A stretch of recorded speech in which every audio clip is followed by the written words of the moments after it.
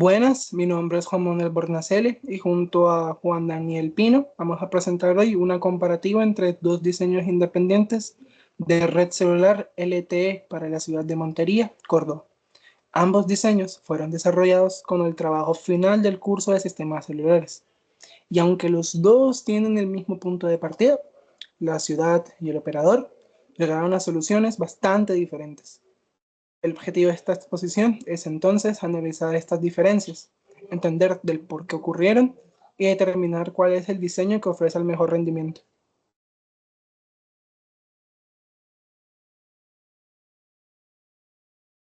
Para dar un contexto, Montería es la capital del departamento de Córdoba, ubicada sobre el río Sinú, con una población estimada en 2026 de aproximadamente 585.000 habitantes.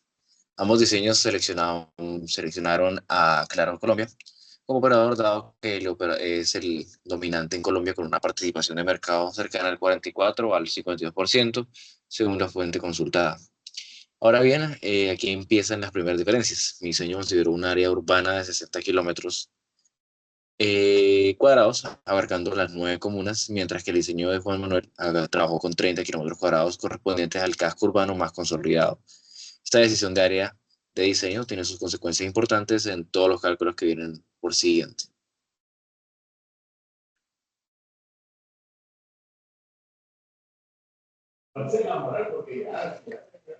La diferencia más fundamental de entre estos dos diseños está en la banda de frecuencias y la configuración del sistema.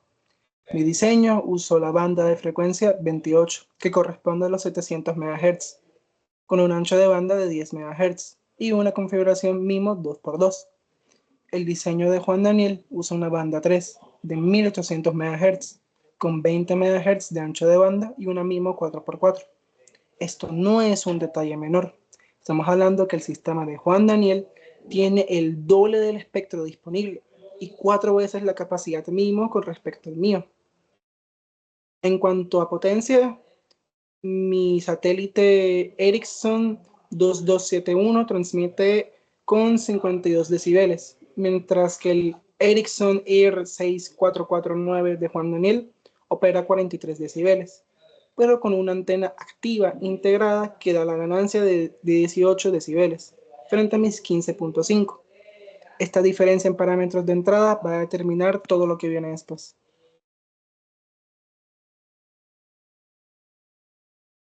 Para el presupuesto de enlace, se tuvo en cuenta el modelo Cost-Hata para entornos urbanos y se obtuvo el MAPL, que es la máxima pérdida de trayecto permitida. En mi diseño, el MAPL de downlink fue de 143.5 decibeles y el de uplink fue de 118.92. El diseño de Juan Manuel tuvo de downlink 136.82 y el uplink de 123.87.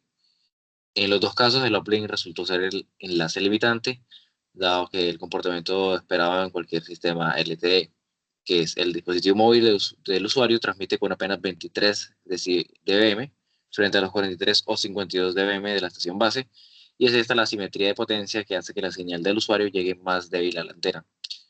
Ambos usamos shadow fading de 8 decibeles y penetration loss similares.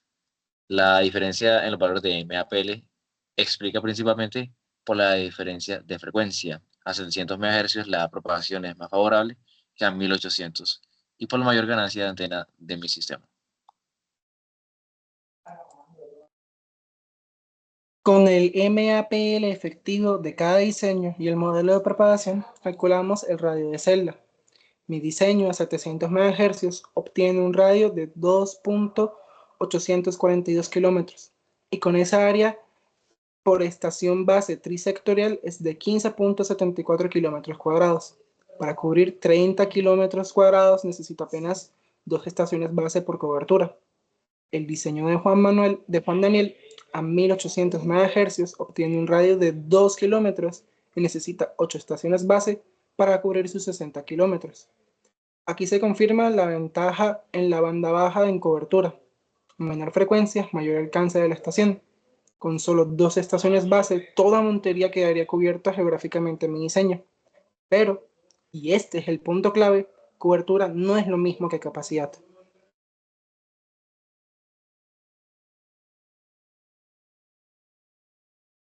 Ahora hablando sobre el dimensionamiento por capacidad, esta es la diferencia más importante entre los dos diseños y es metodológica.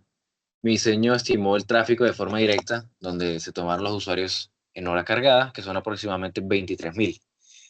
Luego de esto asigné un throughput promedio de 500 kilobits por segundo por usuario basado en la distribución real de servicios, donde le di una proporción de 55% al streaming, 20% a las redes sociales, 10% a la búsqueda por web y otros. El diseño de Juan Manuel siguió la metodología detallada del curso, donde calculó el throughput mínimo por sesión para 6 servicios distintos, o del VoIP, videoconferencia, web browsing, FTP, email y streaming, aplicando la fórmula de Temin con Better Rate, Session Time, Session Duty Radio y BLR. Luego de esto, él calculó el SUT, que es el Single User Throughput, sumando la contribución de cada servicio con sus parámetros de BHSA y Penetration Rate. Esta metodología es más rigurosa, pero genera demandas de tráfico mayores. Los resultados de capacidad son los que más llaman la atención.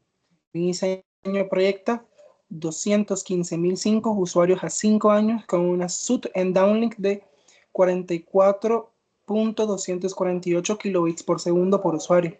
Eso da un throughput total en la capa MAC de 9.703 megabits por segundo en downlink, con una capacidad por estación base trisectorial de 52 megabits por segundo. Necesito 187 estaciones base. El diseño de Juan Daniel, sin embargo, proyecta un tráfico total de 11.670 megabits por segundo, pero con una capacidad por estación base de 225 megabits por segundo, gracias a su mismo 4x4 y los 20 MHz de ancho de banda, lo que resulta en solo 52 estaciones base. Esta diferencia es enorme, 187 versus 52. Pero es importante entender que no es que uno en verdad esté mal que el otro. Reflejan supuestos y metodologías distintas en verdad.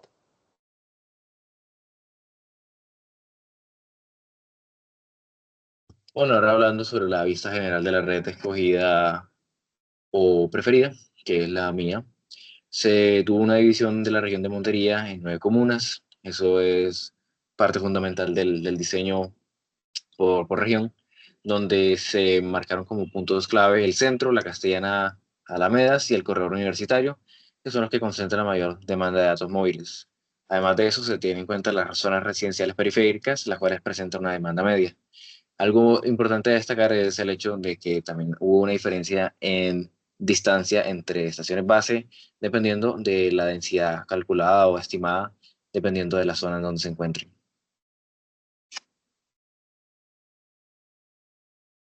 Ahora hablando sobre una tabla de resumen comparativa, se puede resumir en una sola tabla, donde los resultados claves son: en cobertura, el diseño de Juan Manuel necesita 2 ENB y el mío 8. En capacidad, de Juan Manuel necesita 187, mientras que el mío 52, donde el número final de NB en ambos casos es el máximo entre cobertura y capacidad. 187 para Juan Manuel y 52 para mí. Los sectores totales son 561 versus 156, donde el radio efectivo final del diseño de Juan Manuel es de apenas 287 metros por estación, mientras que el mío es de aproximadamente 1 kilómetro. Ambos diseños tienen como factor dominante la capacidad, lo que es consistente con la literatura, donde en entornos urbanos la demanda de datos siempre supera la necesidad de cobertura.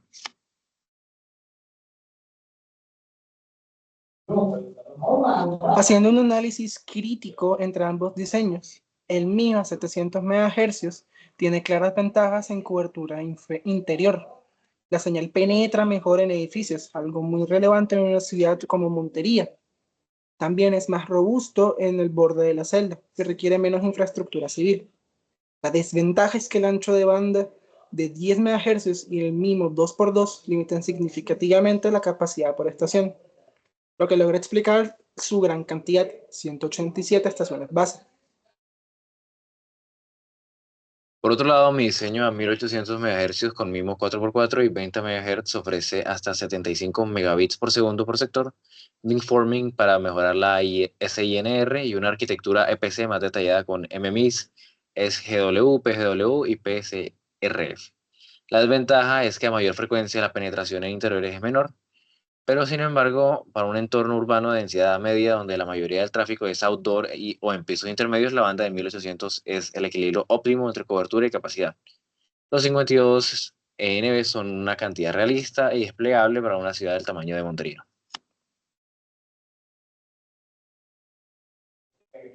Como conclusión, primero, ambos diseños confirman que el LTE urbano, la capacidad siempre domina sobre la cobertura. Segundo, el uplink es el enlace limitante en cobertura en estos dos lazos, por la simetría de potencia entre el móvil y la estación base. Como tercero, la elección de la banda de frecuencia, ancho de banda y la configuración MIMO son las decisiones de diseño más determinantes. No solo afectan al radio de la celda, sino a toda la cadena de dimensionamiento. Cuarto, la metodología de cálculo de capacidad también importa enormemente. El método SUT por servicio del curso genera demandas más altas y conservadoras, mientras que el método de throughput directo por usuario es más práctico y cercano a lo que miden los operadores reales. Quinto y último, si tuviéramos que recomendar un diseño para despliegue real en Montería hoy, el de 1800 con 52 ENB sería la opción más eficiente operativamente. Pero si el objetivo es cobertura indoor en zonas de difícil penetración, la banda de 700 MHz es otro diseño que sería insustituible. En la práctica, los operadores como Claro usan ambas bandas simultáneamente. Y es eso precisamente la evolución natural hacia redes heterogéneas. En este caso, muchas gracias por su atención, profesor, y que tenga en general una bonita tarde, profe.